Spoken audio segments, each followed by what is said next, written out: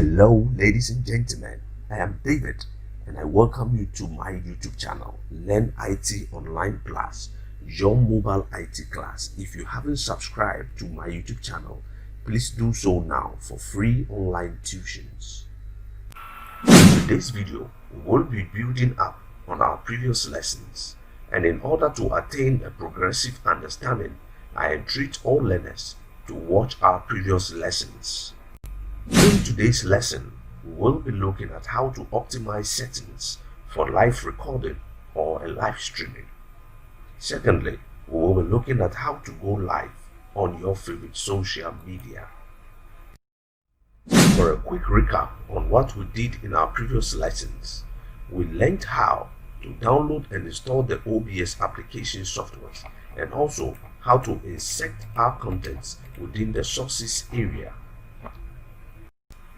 Now, moving forward, you would realize that we are currently exposed to just a user interface that entitles us to just a single preview. The current interface basically entitles you to just an editor's mode.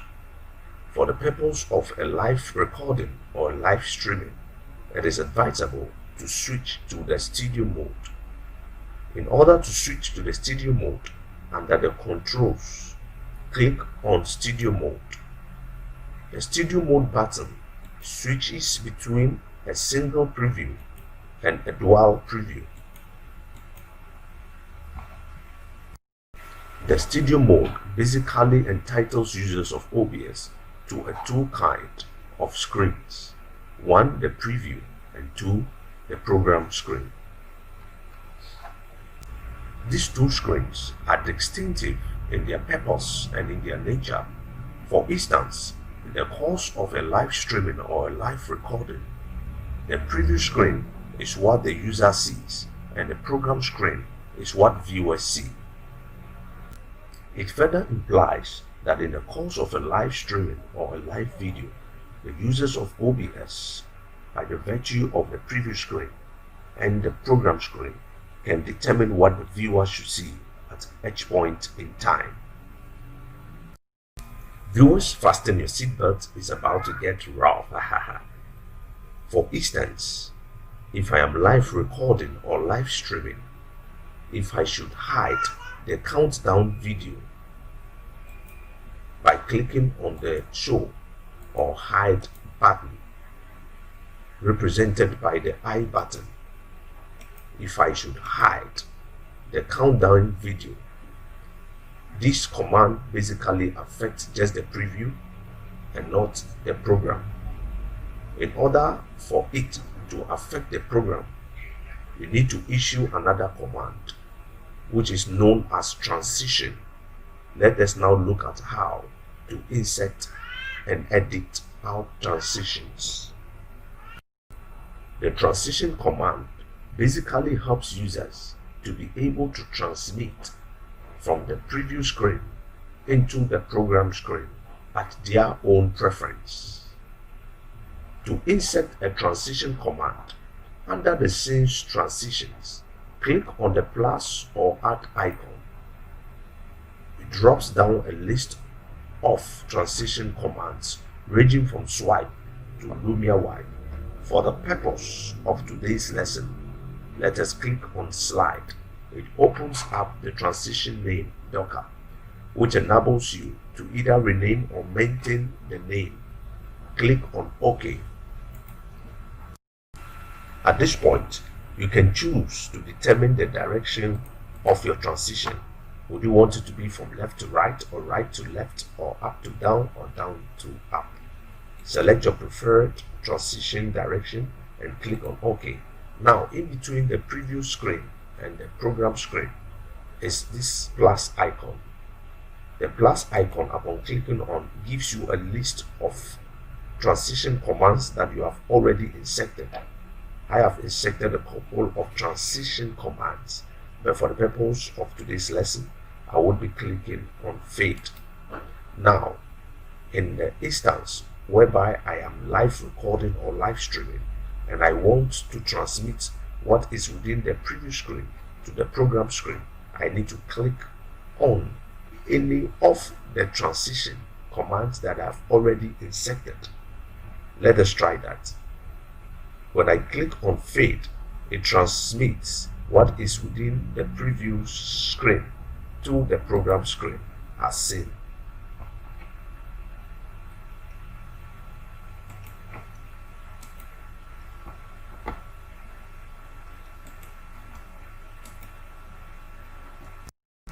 Learners, I entreat you to endeavor to personally practice on how to insert the various transition commands. Looking forward, let us look at how to start a streaming or start a recording. The difference between the two is that the start streaming button helps you to broadcast live onto your preferred social media, whilst the start recording helps you to record onto your local computer. Let us move on with start recording. Click on the start recording button. Note that when you click on the start recording button, it calls whatever transmission you exercise on the OBS software. Let us move on.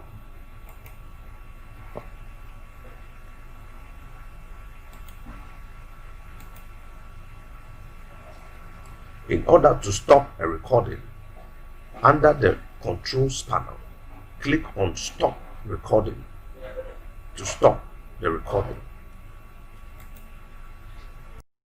By default, all recordings will be saved in the videos folder.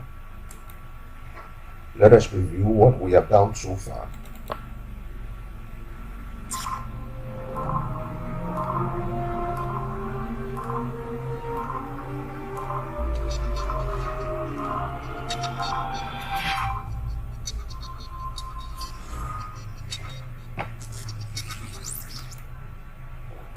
Now, let us move on how to go live on Facebook. To do that, click on Settings. Once setting opens, click on Stream. Underneath the service drop-down, make sure to select Facebook Live. Ignore the server. The concentration will now be on the stream key. Let's go and fetch the stream key from Facebook. Go to Facebook. Get to the preferred page or timeline from which you would like to broadcast your live preview from OBS. Click on Live. Once you click on Live, it opens up a Docker from which you will copy your stream key and paste within the stream key area of the OBS application software. Now, let us get back to Facebook in order to copy our stream key to paste in OBS. In Facebook, beside the stream key text box area, click on the copy button in order to copy the stream key. Get back to OBS. Within the stream key text box area of your OBS application software, paste the stream key and click on OK.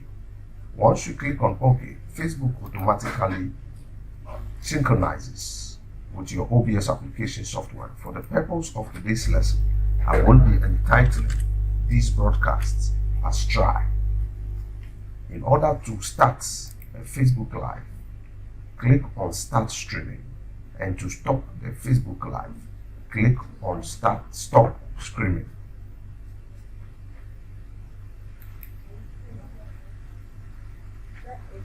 Once you click on Start Streaming, Facebook automatically synchronizes with OBS and activates the Go Live button.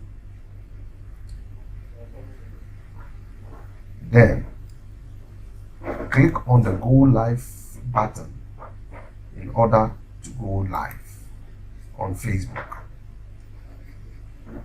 Learners, endeavor to send me your comments, your suggestions, and your recommendations. Also endeavor to subscribe to my YouTube channel, Learn IT Online Plus, your mobile IT class. Be in tune for more tutorials. Thank you.